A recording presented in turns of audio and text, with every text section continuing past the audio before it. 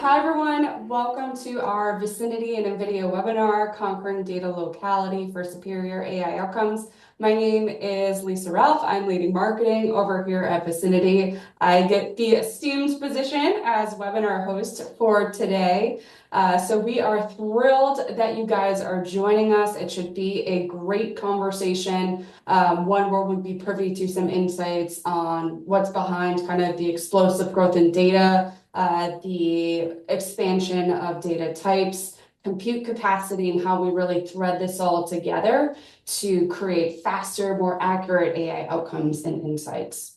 So today's gonna be a little bit different. We're trying something new. It's gonna be a short format power half hour. So that will still include a Q&A session at the end. As you have questions, feel free to pop them in. It should be either at the top or bottom of your screen if you are on desktop or mobile, but we'll get to those there. And otherwise, being mindful of time and the great amount of content we have, it is my distinct pleasure to introduce you to our two speakers for today. The first, Steve Wallo, is our Chief Technology Officer here at Vcinity. Steve, thank you so much for joining. Good to be here. Excellent. And we're also just as pleased to have John Gentry, who is on the Global AI Platform team from NVIDIA, join us as well. Hi, John. Good morning and good afternoon to those out there. Looking forward to the discussion today. Fabulous. Well, I know that we've got a lot of content and just a little bit of time, so I'm actually going to stop with the intro chatter. Let's actually jump right in. John, if you don't mind, I'm going to hand things over to you to get started. Excellent, thank you. And I think you're all very familiar with the explosive growth in AI, and that is largely the result of this explosive growth in compute capacity. This is not new, but I thought I'd put some things in context just to set a little background to the conversation today. Over the last decade plus, there's been this sort of accelerating expansion of compute capacity, and that's both in terms of the power of the individual processors, the change in the engines that are actually at the core of that compute, and then the ability to deploy, massive clusters of those more powerful processors, all kind of compounding. And so as you look at the history of compute, there's a major inflection point that happened about 6 years ago, when the introduction of the transformer kind of changed the landscape of having to leverage, labeled data sets or known data, and actually train a model how to learn, to actually the transformer engine, the ability to use unlabeled data sets to train models. That compounded with the shift to the tensor core and the introduction of, more precise model training, led to this explosive growth in compute capacity. And if you look at just NVIDIA's GPU release schedule, you went from Volta to Ampere, Ampere to Hopper. The largest Hopper system that we've built internally that we use for training is EOS, and we're now at 43 exaflops of compute capacity in a single cluster training models. If you look at the small graph on the right, this is what is about to come, right? This has been announced, it's been released, we're in production, and this is the transition from Hopper to Blackwell. And you see the entire graph on the left is captured here in the first 3 bullet points on the right. And you have this explosive line that goes up through the roof here. This is the jump from Hopper to Blackwell. And this is just indicative of, I think, what we're seeing. And, this couldn't even be incorporated in the left-hand graph. And what this all means is a couple of things. One, models are getting smarter. The ability to use AI in everyday life is becoming, tangible. I think AI is being sort of introduced to all kinds of services, products. There's certainly enough hype around it, but in many cases, the quality of the AI models related to the volume and quality of the data that's associated with training that model. And so what this explosive growth in compute capacity has driven is this insatiable appetite for data, more data, better data. And as things continue, we only see that being exacerbated. And we've actually seen in our own training that the quality and volume of data that goes into the model can have a significant impact, maybe even more so than the amount of training cycles, on the accuracy of that model, the quality of that model at the end result, or when that model converges and is released. And so not only has the volume of data changed, but so has the type of data. So when we look at over time, that same graph of compute capacity could be spread here across kind of the use cases or how this is being applied. And early on, labeled data sets, as I mentioned, transformed to unlabeled data sets. This meant public data was now available. And so you hear things like Common Crawl. You can certainly see all of the press around, various types of data being used, maybe with or without the associated permissions. But the net of it is these models are voracious consumers of data. Give them more and more data, they'll get better and better at understanding and interpreting that data and creating a better outcome. And as that's now shifted from sort of AI and large language models to generative AI, and more importantly, or in the context of this conversation, enterprises leveraging large language models and leveraging generative AI to transform their businesses, whether that mean driving efficiencies internally or offering new products and services to customers externally to drive growth in revenue. They're now needing to shift from public data and sort of general purpose knowledge to enterprise data and context specific knowledge. So, a good LLM may have a good foundational knowledge of various things, but it's not a master's or a PhD in a specific subject, or certainly not an expert in that enterprise, their customers, their products and services. And so what we've now seen is this need to apply enterprise data to those models, be that in training a foundational model. And there's a great example of that a couple of years ago with Bloomberg releasing Bloomberg GPT, where they took all of their history of curated data and created their own foundational model, to really fine tuning or retraining a model with specific enterprise data. And that's also being leveraged in terms of the domain specificity. So when you look at sort of where is this all headed and where are we right now, we're right in that inflection point between sort of enterprise data and the need to get secure access to data that may live in multiple places, get that data to the compute in order for those things to be trained or fine-tuned in a way that is more helpful to a given enterprise or a given division or department within the enterprise. And now domain-specific data saying, I need to be able to leverage sort of multiple layers of expertise to properly deliver this service or drive this efficiency. In this particular case, we're seeing, everything from text to video in terms of multimodality. We're seeing things like maybe science versus chemistry versus biology versus genomics all being incorporated into these multidimensional or multimodal generative AI models, which will drive the next wave of this mixture of experts, this ability for a response to a given query, a response to a given prompt, being able to leverage expertise across multiple models. All of this translates to now not only do I need as much data as possible, I need that data to be securely relevant to my enterprise and get to the compute in an efficient way. And I need it to be disciplined in terms of what is the context that I'm driving to actually generate outcomes as I move things to production and production inference. And we're right at that inflection point where these models now, the foundational models are getting so large, they're incredibly accurate. And we're starting to see enterprises really start to apply their own data into these models to drive use case specific outcomes and starting to understand with the compute capacity that's out there, how can I leverage multiple models and a mixture of experts to drive even better outcomes? And so this all translates to, I need more data. I need that data proximate to the right compute. I need to apply the compute appropriately to drive the right outcomes. And the big question out there is, how do I do that?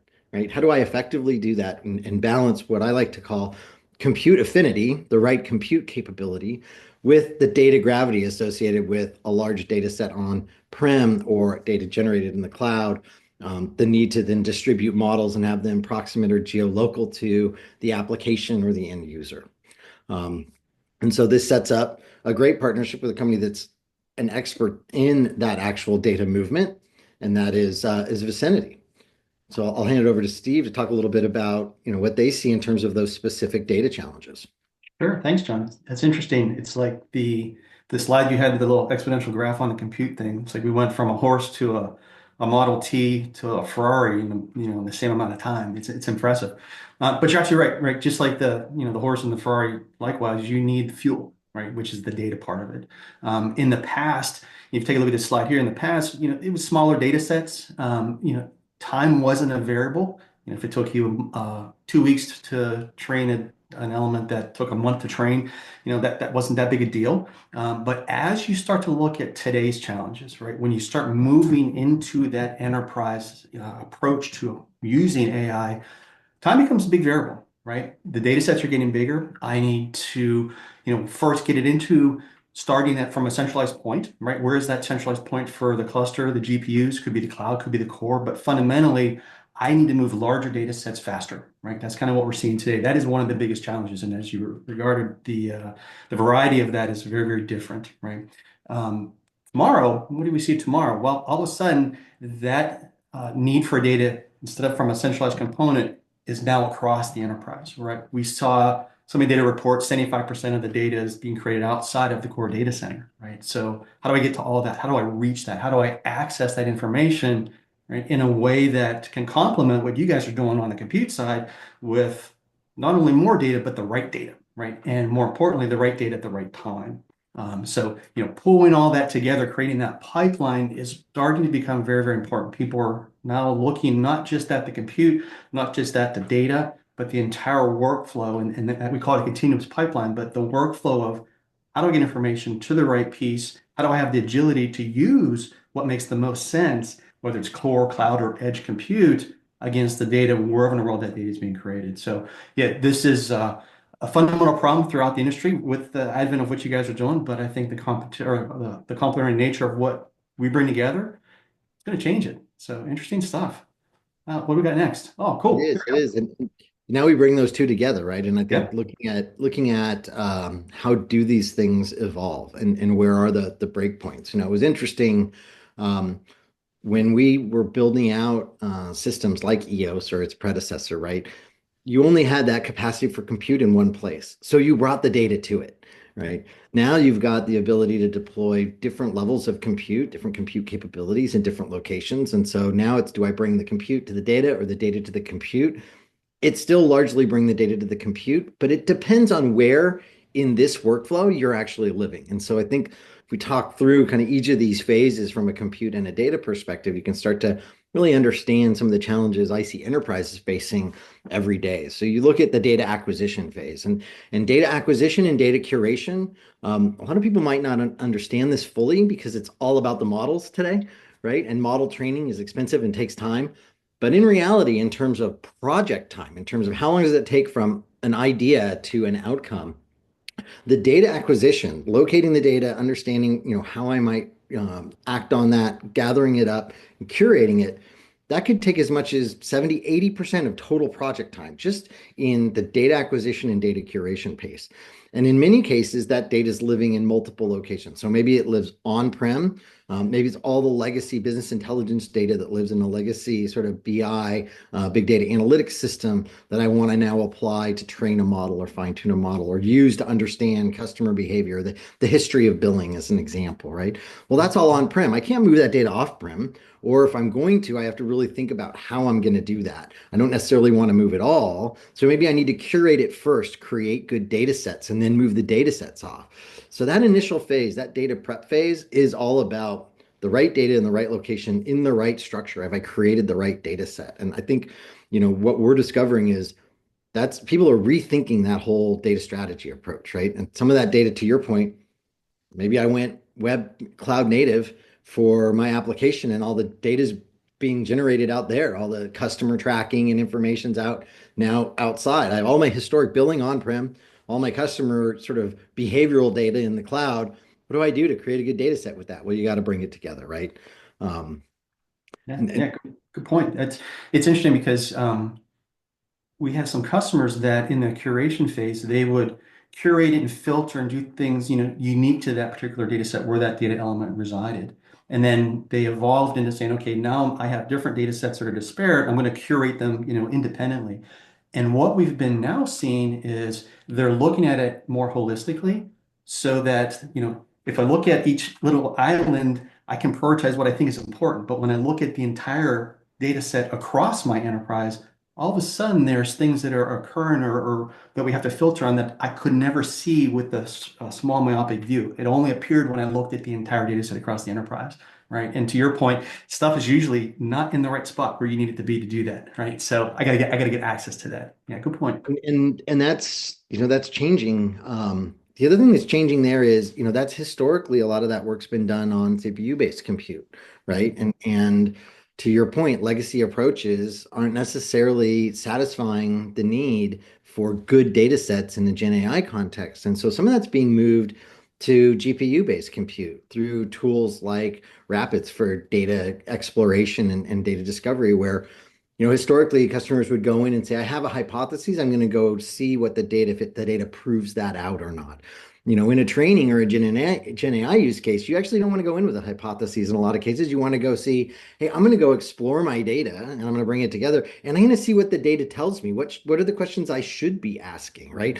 And that means I've got to move all that data to compute, to accelerated compute. And so that becomes, a huge impact, a part that's oftentimes sort of grazed or glazed over up front. Again, it can be 70-80% of the actual cycle time or project time getting the right data to the right place. The other thing that's incredibly important is it has a direct impact on how long does it take to train? More data, more training cycles, right? So if I can get the right data, I can actually get more efficient training. And we found that the data quality can have as much or more impact on model accuracy as the actual amount of cycles of training, right? So these are two things that you're trying to move to greater accuracy, and the right accuracy. Data is an incredibly important point. Then you move it into training and customization. Right now, here I've moved from a data intensive phase of this cycle to a compute intensive phase, no doubt. And this is where I do believe, compute gravity is predominant, right? That you only have clusters that can effectively train, multi-billion, or in today's world, trillion parameter models in a few places. And even fine tuning those models, the benefit of fine tuning doesn't take as long. I'm just taking a foundational model and I'm sort of iterating and teaching it more about my business or a particular discipline. But it also means I want to do that more frequently because I want it to be up to date. I want to be able to iterate and I want to be able to retrain, right? So that compute capability, now I'm definitely moving the data that I curated probably to a compute, center of excellence, some centralized location. And this is where I think, the partnership with Vcinity, now I've said, I've gathered my data where you can play a key role. Now I want to move specific data securely to a specific location for, high performance model training and the ingest on the training on these models, and the egress once a model's produced or when you're checkpointing along the way can be pretty significant in terms of the IO. We oftentimes will ensure we've got storage IO capabilities that can feed the beast that is the hundreds or thousands of GPUs operating as one. Yeah, yeah, good point. And it's interesting because you mentioned 70% could be in the pre phase there, but training is extremely important. And if you guys can speed that up, with the exponential curve on what's happening on the compute cycles there, that's immense business value, right? And our job is just to kind of glue all that together so that here we go. Now let you guys take it and just crunch on that. So it's a great story. So what do you see on the end of this? Well, so the interesting thing is you've got data intensive, compute intensive, and now it's all about a customer experience. So everything that I've done, to get the right data to feed the model, train the model, effectively train or retrain or fine tune the model to get the most accurate outcome, is now driven in deployment by my real-time ability to service either an internal user trying to drive efficiencies. Maybe it's customer support trying to understand a history of cases by interacting with, an intelligent system. Maybe it's, someone servicing a cell tower in an effective way. Maybe it's a chatbot that's actually customer facing. And I know we joked about this in the prep for this about the quality or lack thereof of some of the chatbots that are out there, right? The amount of time it takes it to respond and the quality of that response directly impacts how happy I am with my provider. I know that's for sure.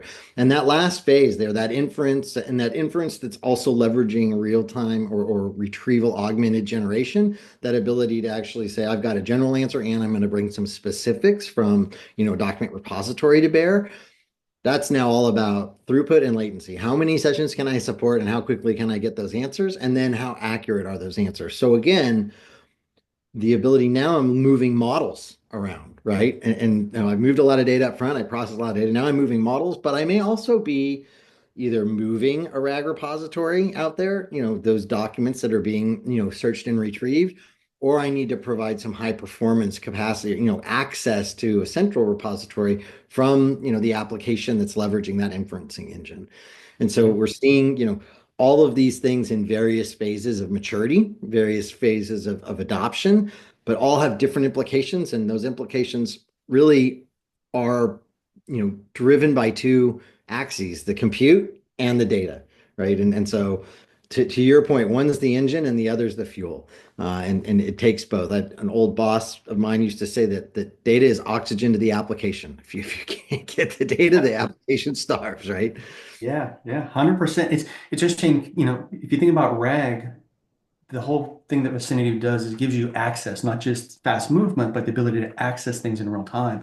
And this applies really, really well for this particular phase of the workflow, right? Because sometimes, the data is changing so frequently, and you might not need all of it, but you need it immediately. I need that accessibility component of the retrieval, right, in more real time. And I think that's a great complement to edge computing. You guys are doing some really cool stuff in that location as well.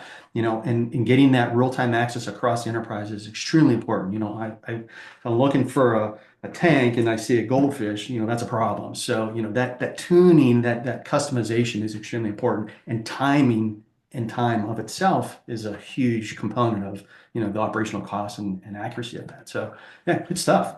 So what else we got?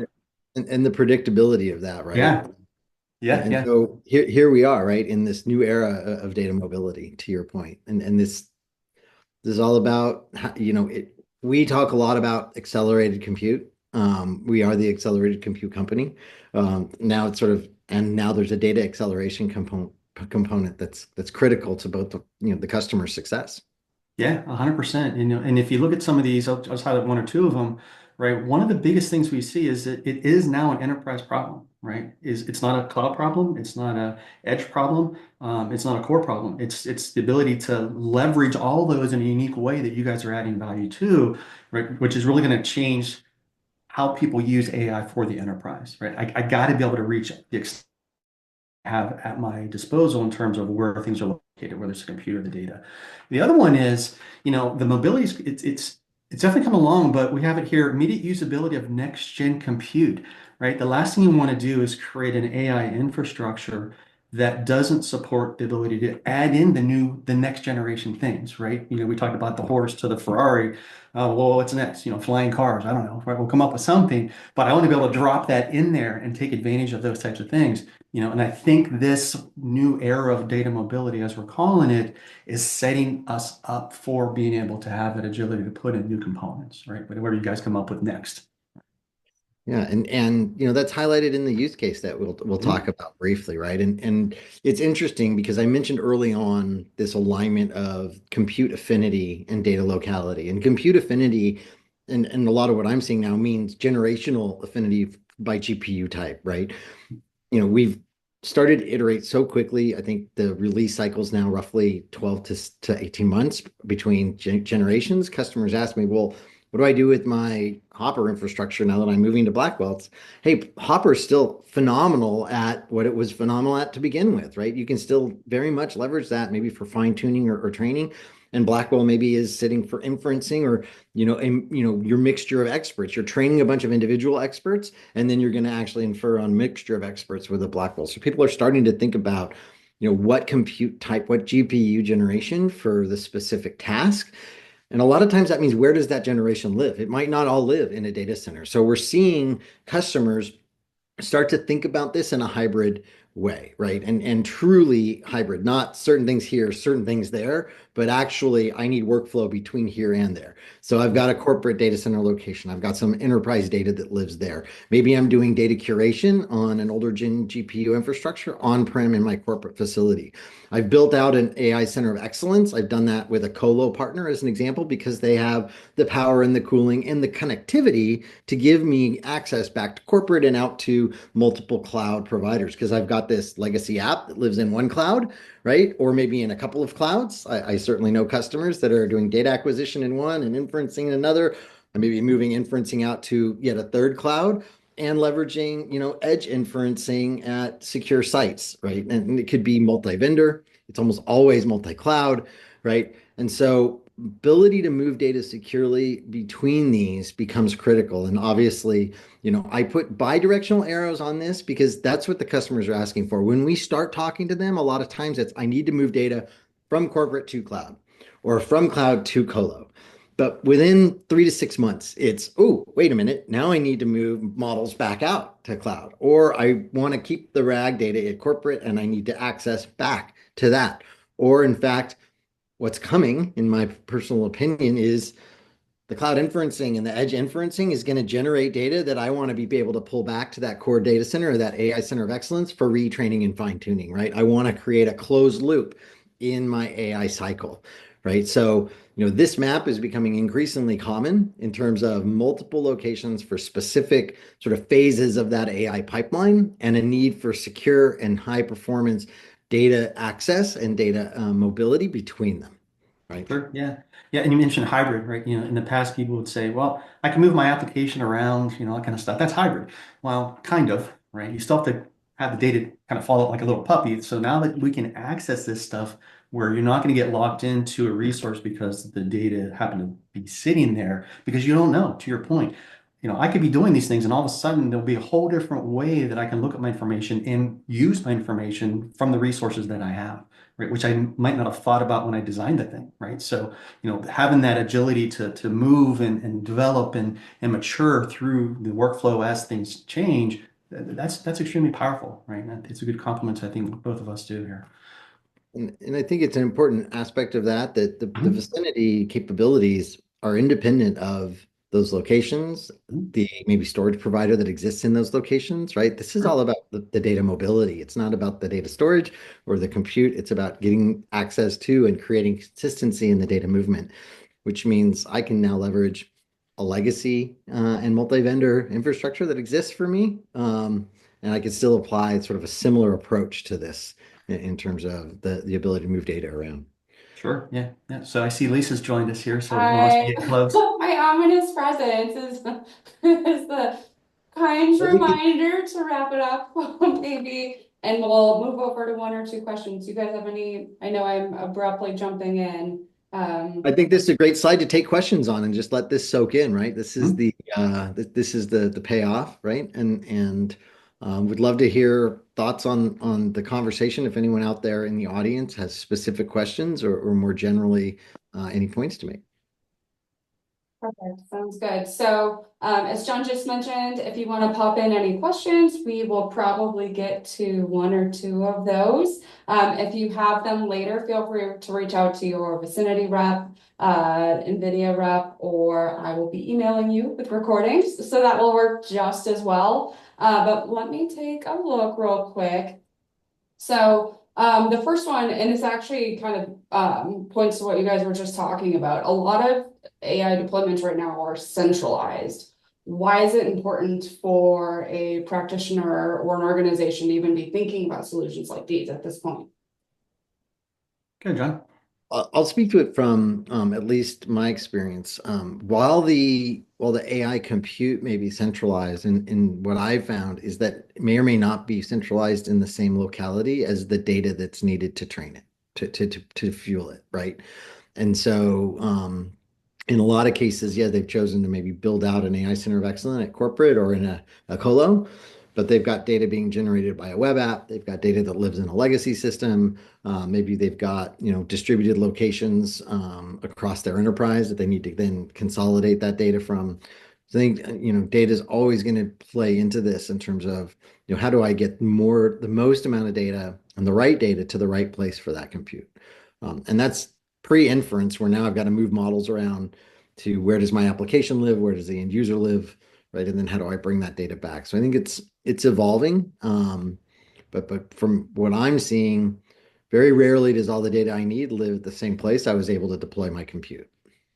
Yeah, good point. And it's interesting because I think it's a way that people started centralized compute, right? But AI is not centralized, right? You need to have it throughout the enterprise to use it, right? And I think looking at the flexibility of the whole enterprise being able to adopt and adjust based on what you need where is extremely important, right? And it's a maturity phase. People will get there, but it makes sense to start with the central piece, and you want to develop to make sure that you can get to extending it throughout the rest of the enterprise. So yeah, good question.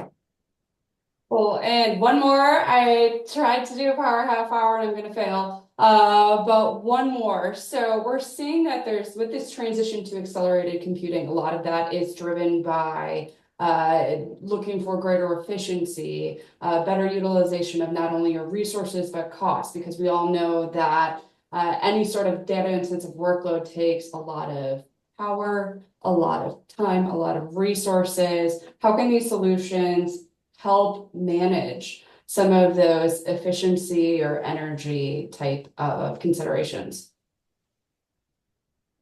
Yeah, I mean that's certainly a concern today, and it's becoming an increasing concern. One of the things that I wasn't able to show, given the power half hour, and I'll try to be brief in my response, is at the same time that you've seen the compute capacity grow exponentially on that curve at the very first slide, what we've also seen is the flops per watt, or the ability to actually make the most of the power, has grown equally, or if not even more, right? So in the latest release between Hopper and Blackwell, you saw anywhere between a 4 to 6x training improvement and a 15 to 30x inferencing improvement, depending on the application type and the precision. You saw a 25x improvement in the actual sort of tokens per joule, or flops per watt.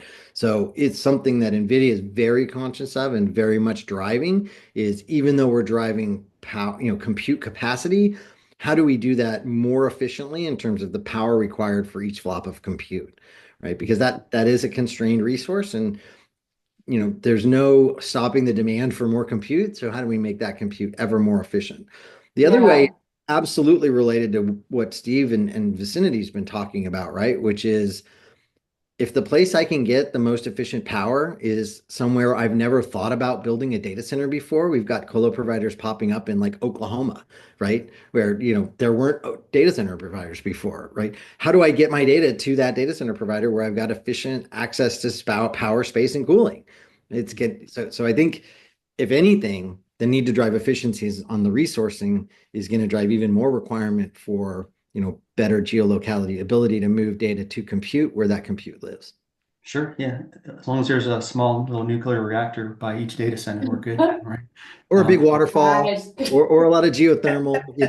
We're not picky about data type as long as we get consistency of power. No, Yeah, Lisa, and I thank would you for also throw hosting. in too, and I apologize, I'm totally cutting you off.